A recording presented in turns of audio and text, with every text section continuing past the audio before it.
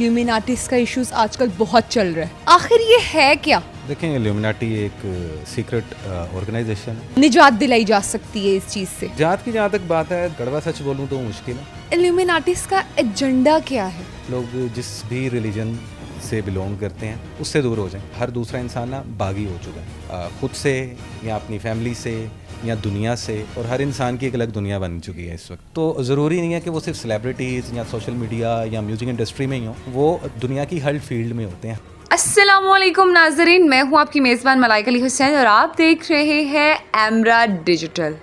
नाजरीन, बरसों से शैतानी अमल मासूम लोगों को अपने घेरे में किस तरीके से घेरता है, जिसमें से एक नाम इल्यूमिनाटीज का भी है। इल्यूमिनाटीज क्या है, इनका एजेंडा क्या है और इंसान में इनकी निशानियां कैसे जाहिर होती है, आइए जानते हैं माहिर टेरो रीडर कासिम भाई से। अस्सलाम वालेकुम भाई। वालेकुम अस्सलाम। अच्छा, मुझे ये बताइएगा, जाहिर सी बात है आपको पता है कि इल्यूमिनाटीज का इश्यूज आजकल बहुत चल रहा है, आखिर ये है क्या? देखें, इल्यूमिनाटी एक सीक्रेट ऑर्गेनाइजेशन है जो कि कंट्रोल करती है आप लोगों का सोशल मीडिया, आप लोगों का फिल्म इंडस्ट्री, आप लोगों का म्यूज़िक इंडस्ट्री। और जब आप लोगों का बोल रहा हूँ तो उसका मतलब ये है कि पूरी दुनिया की। यप। और जो भी इंसान किसी न किसी तरीके से म्यूज़िक, एक्टिंग, मॉडलिंग या किसी भी ऐसे शोबे से कनेक्टेड है जो कि फ़न से रिलेटेड है, तो वो कहीं ना कहीं अल्टीमेटली जिस प्लेटफॉर्म को अचीव करता है फेम के लिए या पैसे के लिए, तो उस ऑर्गेनाइजेशन को ही क्या नाम लेते हैं, आपको बेसिकली हैंडशेक करना पड़ता है उनके साथ। यस। कासिम भाई, मुझे ये बताइएगा कि इल्यूमिनाटीज जो है वो आजकल की जेनजीज जनरेशन में भी आप देख ही सकते हैं, पहले भी इसका दौर था और अभी भी है, ठीक है? तो इसको किस तरीके से जो है वो निजात दिलाई जा सकती है इस चीज़ से? देखें, इसका जो दौर है वो तो बेसिकली 18 सेंचुरी से भी पहले का है, और जो इन्फ्लुएंस्ड है इनकी ऑर्गेनाइजेशन वो तब से ही है जब से बेसिकली दुनिया बनी है। और उसके बाद जब हम बात करते हैं मिलेनियम्स की या हम बात करते हैं जेन जी की और आने वाली जेन अल्फ़ा की, तो उनमें इन्फ्लुएंस इस वजह से ज़्यादा हो चुका है क्योंकि एक तो दुनिया की पॉपुलेशन बढ़ गई है, टेक्नोलॉजी बढ़ गई है।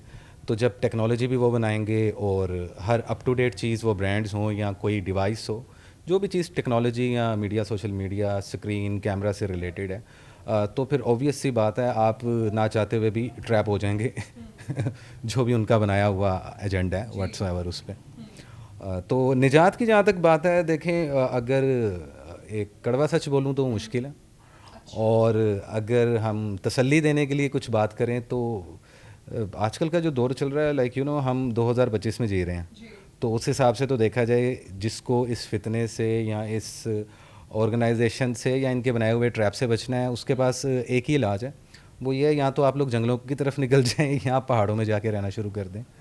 और जितना आप टेक्नोलॉजी से या फिर दुनियावी इन मामलात से दूर रहेंगे उतना आप उनसे बच सकते हैं, विच इज़ वेरी हार्ड।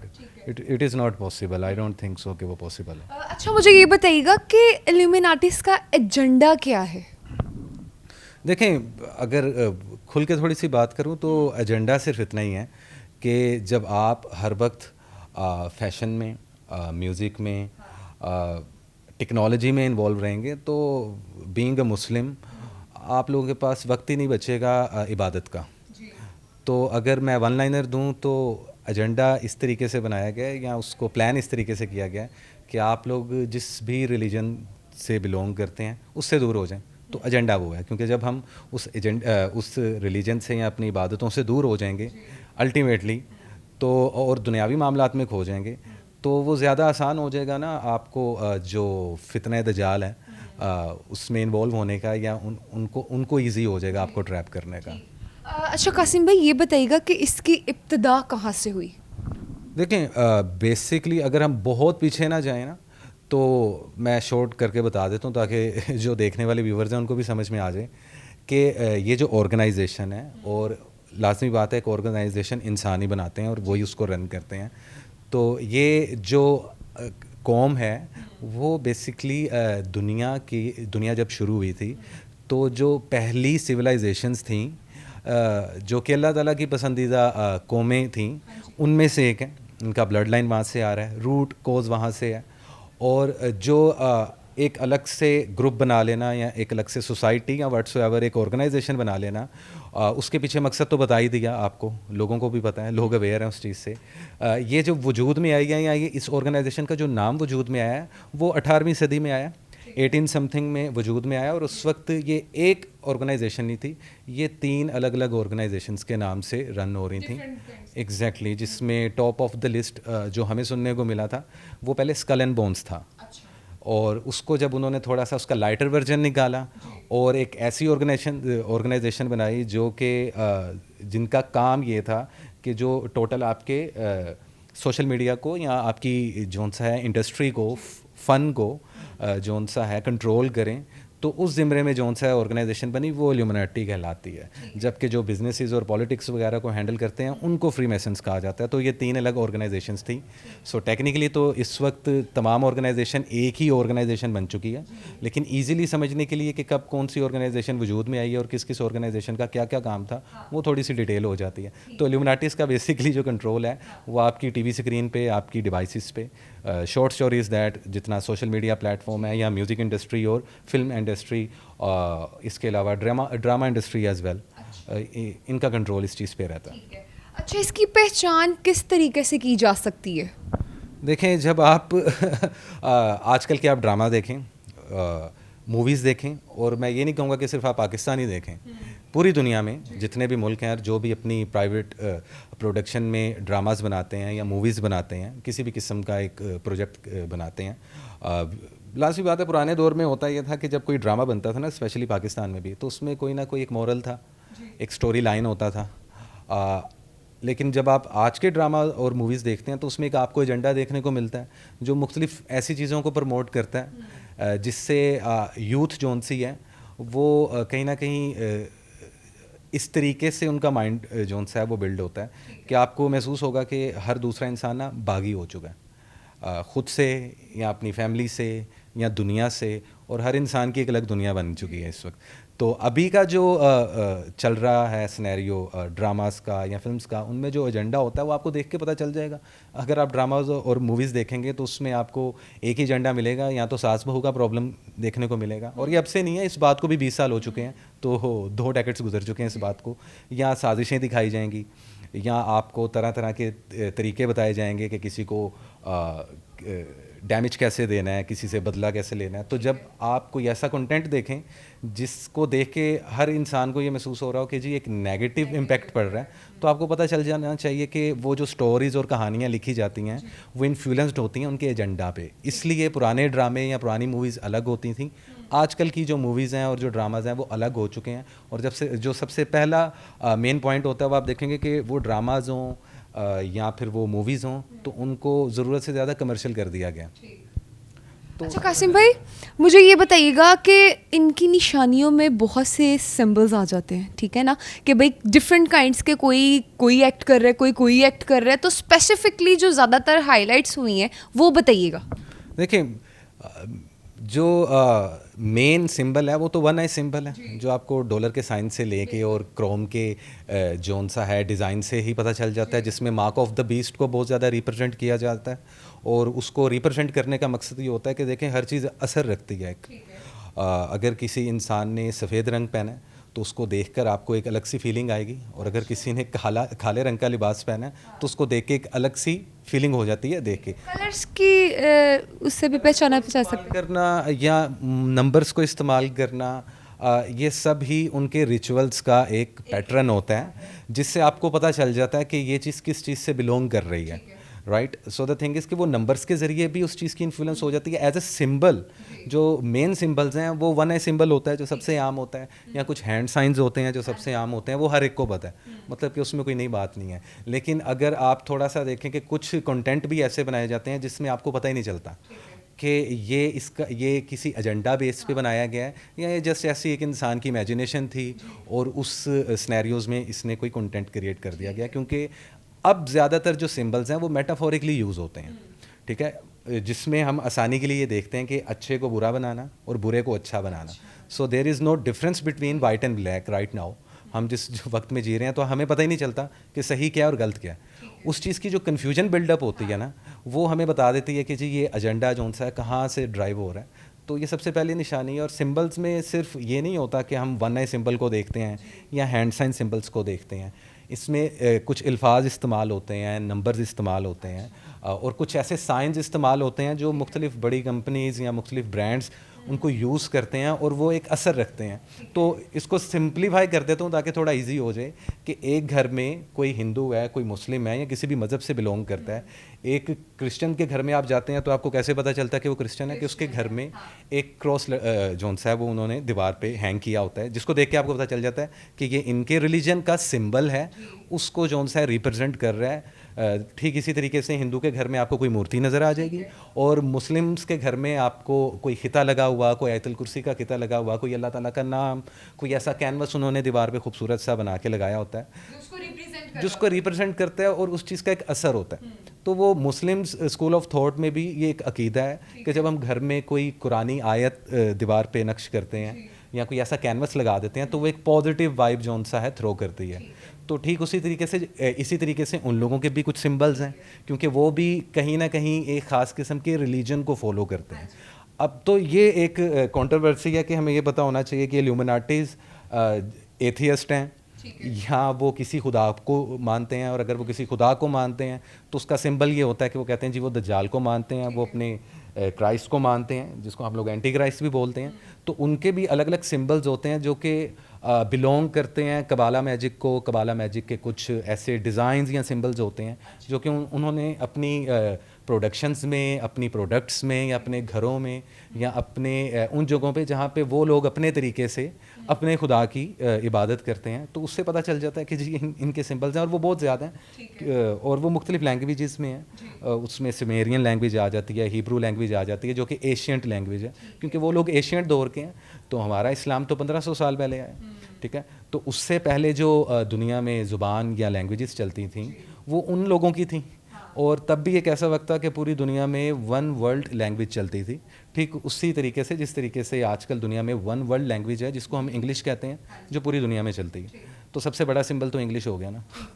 अच्छा कासिम भाई, मुझे ये बताइएगा, जाहिर सी बात है हम मुसलमान हैं, ठीक है ना, इस्लाम हमारा मज़हब है, तो इस चीज़ का जो हम देख रहे हैं दुरानिया हमारे मुस्लिम लोगों पे भी अफेक्ट कर चुका है, ठीक है। आप देख सकते हैं कि आपने जैसे कि शुरू में बताया कि बहुत सी फील्ड्स हैं ऐसी ड्रामा इंडस्ट्रीज़ की, ठीक है, सिंगर की जो फील्ड है उसको आप देख सकते हैं, ठीक है। आपको लगता है कि जितने हमारे अदाकार हैं, ठीक है, एक्ट्रेस हैं, ठीक है, उसके बाद जो सिंगर कम्युनिटी के लोग हैं वो भी इस चीज़ का आहिस्ता आहिस्ता शिकार हुए ही नहीं? देखें, कंट्रोवर्सी वाली बात है, लेकिन जब आप इस चीज़ की अवेयरनेस लेकर आएँ कि कैमरा किसने बनाया, फिल्म बनाने का कॉन्सेप्ट कहाँ से निकला, वो फिर ब्लैक एंड वाइट स्क्रीन हो या कलर स्क्रीन हो, या म्यूज़िक को रिकॉर्ड करने वाली मशीन किसने बनाई, तो चाहते हुए और ना चाहते हुए मतलब कि ऑब्वियस सी बात है अभी भी कुछ ऐसे आर्टिस्ट हैं जो इस चीज़ से अनअवेयर हैं, जिसमें कुछ यंगस्टर भी आ जाते हैं, कुछ पुराने आर्टिस्ट भी हैं, जो नए आर्टिस्ट भी हैं। कुछ लोग उसको एक कंट्रोवर्सी मानते हैं, एक थ्योरी मानते हैं, मिथिकल थ्योरी, और कुछ लोगों को ये लगता है कि ऐसा कुछ नहीं होता। और म्यूज़िक या एक्टिंग में इन चीज़ों के ख़िलाफ़ नहीं हूँ, बट द थिंग इज़ कि आप एक चीज़ को इस्तेमाल कैसे कर रहे हैं ये मैटर करता है। ठीक उसी तरीके से कि अगर आपके पास एक गन है या आपके पास एक रॉकेट लॉन्चर है, तो आपने वो रॉकेट लॉन्चर या गन बॉर्डर पे जाके चलाना है या अपने मोहल्ले में चलाना है, ठीक है। आप उसी वेपन से क्या दुश्मन के साथ लड़ेंगे या मोहल्लेदारों का अपना नुकसान करेंगे। सो द थिंग इज़ कि वो म्यूज़िक है या वो एक्टिंग है या वो थिएटर्स हैं, वो कोई प्लेटफॉर्म है म्यूज़िक का, वो चीज़ बुरी नहीं होती, लेकिन वो चीज़ जिन्होंने बनाई है और उसको जिस तरफ लेकर जा रहे हैं, वो जिस तरीके से ड्राइव हो रही है, ऑब्वियस सी बात है कि कई ऐसे आर्टिस्ट हैं जो आज भी अनअवेयर हैं, जिनको पता ही नहीं है। और उनमें ज़्यादातर न्यू लोग होते हैं जो नया नया इस फील्ड में आते हैं। उसमें सिंगर्स भी होते हैं, एक्टर्स भी होते हैं, मॉडल्स भी होते हैं, जिनको पता ही नहीं होता कि एक्चुअल में ये जो सारी गेम है ये ड्राइव कहाँ से की जा रही है, और इसका अल्टीमेट हमें प्लेटफॉर्म जो मिलता है उसको अचीव करने के लिए इंसान बेचैन बहुत रहता है। बीइंग अ मॉडल या बीइंग अ सिंगर या being a actor as well, वो हमेशा बेचैन रहते हैं कि जी हमें फेम मिल जाए या हमें वो प्लेटफॉर्म। इसका सबसे मेन पॉइंट है जो आपने अभी बताया ना कि भाई फेम और ये सारी चीज़ें। जी जी एग्जैक्टली ये देखें, इस तरीके से वो इंसान को अपनी तरफ मतवज्जो करती है। देखें सबसे इजी तरीका होता ही है ना। अब लेट्स सपोज हम एक वीडियो बना रहे हैं, हम एक कंटेंट बना रहे हैं, ठीक है। तो अगर अगर हमारे पास कैमरा ना हो या माइक ना हो या इंटरनेट ना हो, तो हम एक कमरे में बैठ के खुद से इंटरव्यू करेंगे, एक दूसरे को बातें सुनाएंगे, वो लोगों तक नहीं फैलाई जाएगी।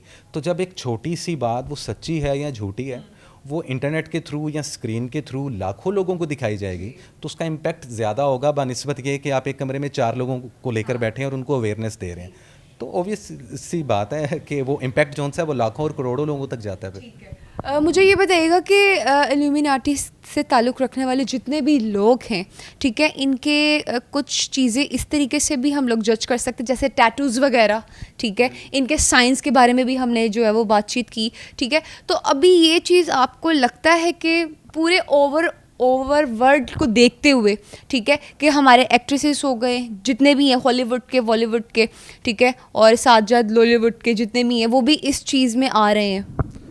देखें, आ रहे क्या, मतलब कि जो नए हैं वो आ रहे हैं, जो अवेयर हैं उस चीज़ से वो तो आ चुके हैं, ऑब्वियस सी बात है। लेकिन यहाँ पे मैं एक बात ऐड करना चाहूँगा कि कुछ सेलिब्रिटीज़ ऐसे होते हैं जिनको देख के आपको पता चल जाता है, जो हाईलाइट रहते हैं, लाइमलाइट में रहते हैं, या उनको लेकर बहुत सारी कंट्रोवर्सीज़ होती हैं। वो टैटूज़ की बात हो या कोई एक बहुत मशहूर सिंगर कोई कॉन्सर्ट करे और वहाँ पे 1 का सिंबल बना दे या पैरामिड का सिंबल बना दे। लेकिन वहीं कुछ ऐसे आर्टिस्ट भी होते हैं जो आपको बहुत ज़्यादा रिलीजियस नज़र आएंगे, जबकि वो भी उसी ही ऑर्गेनाइजेशन का हिस्सा होंगे, लेकिन वो आपको पता ही नहीं चलेगा कि वो उस ऑर्गेनाइजेशन का हिस्सा हैं, क्योंकि वो बैक एंड पे रहते हुए उनके एजेंडे को पूरा करते हैं, लेकिन फ्रंट फुट पे वो आपको या तो बहुत रिलीजियस बन के दिखाएंगे, या वो बहुत एक आम इंसान बन के दिखाएंगे, या वो आपको इस तरीके का बन के दिखाएंगे जैसा कि वो एक आम आवाम में से हैं।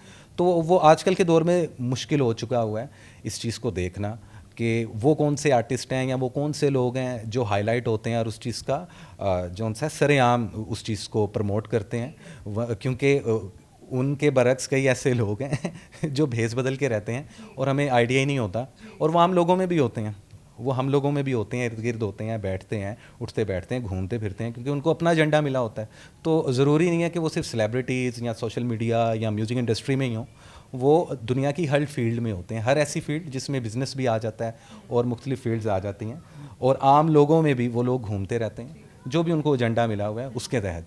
तो वो ज़रा मुश्किल हो गया आजकल के दौर में। अच्छा कासिम भाई, आपको नहीं लगता कि ये जो इल्यूमिनाटीज़ की कम्युनिटी है, ठीक है, ये हकीकी बिना पर फैलती ही चली जा रही है? देखें, अगर हम इसको कनेक्ट करें एंड ऑफ टाइम से, वो फिर भले आप लोग क्रिश्चियन स्कूल ऑफ थॉट से या मुस्लिम स्कूल ऑफ थॉट से, या दुनिया में जो 2 से 3 मज़हब एग्जिस्ट करते हैं, या हर वो मज़हब जो कि अहले किताब है उनके मुताबिक भी देख लें, तो इन ऑर्गेनाइजेशन का डायरेक्ट नाम तो कहीं भी नहीं लिया गया, लेकिन फितने का नाम ज़रूर लिया गया जो कुछ चीज़ों को प्रमोट करता है, जिसमें फाशी आ जाती है सबसे पहले, जिसमें कुछ ऐसी चीज़ें आ जाती हैं एग्जैक्टली जो कि आपको आपके असल से हटा के मटीरियलिस्टिक ज़्यादा कर देते हैं। तो वहाँ से हमें आइडिया हो जाता है। तो ऑब्वियस सी बात है, इनका एंड ऑफ टाइम से गहरा ताल्लुक है, क्योंकि वहाँ पे सिर्फ एक फितना या एक नाम दे दिया गया है कि जो इंसानों को भटकाएगा। या एंड ऑफ टाइम्स में बीइंग अ मुस्लिम, अगर हम मुस्लिम स्कूल ऑफ थॉट में देखें तो आपको ये कहा जाता है कि जब बिल्कुल एंड ऑफ टाइम नज़दीक होगा तो जो मुसलमान होगा वो बज़ाहिर देखने में मुसलमान होगा, एक्चुअल में नहीं होगा, ठीक है। तो टेक्निकली एंड ऑफ टाइम्स की प्रेडिक्शंस पूरी हो रही हैं, तो इसको चेंज नहीं किया जा सकता, ना ही इसको रोका जा सकता है। ये खौफनाक बात है। तो लाजमी बात है, अब आजकल के दौर में जहाँ पहले वो ऑर्गेनाइजेशन सैकड़ों में थी, आज वो लाखों में बल्कि करोड़ों में जा चुकी है। तो ऑब्वियसली वो इम्पैक्ट जो है वो डे बाय डे बढ़ता जा रहा है। ठीक है। अच्छा कासिम भाई, अब इस हवाले से हमारे देखने वाले नाज़रीन को, ठीक है, और यूथ को आप क्या पैगाम देंगे? देखें, यूथ को सिर्फ मैं इतना ही मैसेज दूंगा कि आप लोग ज़्यादा चीज़ों में या ज़्यादा मामलात में ख़ुद को या अपनी जान को फंसाने की बजाय सिर्फ इस चीज़ की अवेयरनेस ले आएँ कि आप लोगों को इतना पता चल जाए कि सही और गलत में फ़र्क क्या होता है।